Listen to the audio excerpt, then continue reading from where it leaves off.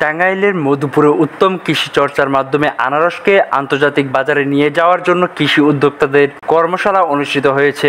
মধুপুর উপজেলা পরিষদ মিলনায়তনে বুধবার দিনব্যাপী অনুষ্ঠিত এই কর্মশালা আয়োজন করে সোসাইটি ফর সোশ্যাল সার্ভিস।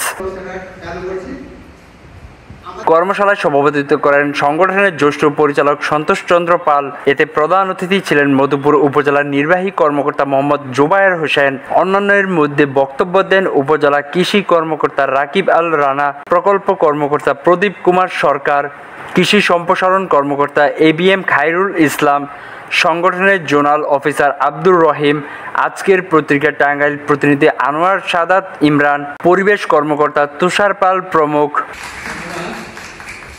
প্রকল্প কর্মকর্তা প্রদীপ কুমার সরকার জানান, sustainable micro enterprise and রেসিলিয়েন্ট transformation smart প্রকল্পের আওতায় নিরাপদ আনারস উৎপাদন, আনারস দিয়ে jam, jelly, candy, juice, chips, vinegar সহ বিভিন্ন সুস্বাদু উপকরণ তৈরি ও বিপণন এবং আনারসের পাতা দিয়ে গোখাদ্য তৈরির ব্যবস্থা করা হবে।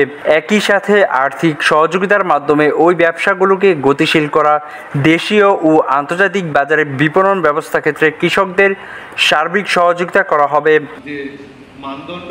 প্রধান অতিথি উপজেলার নির্বাহী কর্মকর্তা মোহাম্মদ জুবায়ের হোসেন বলেন, মধুপুরের মাটিতে সোনা ফলে। এই সোনার মাটিতে উৎপাদিত আনারস বেশ বিখ্যাত।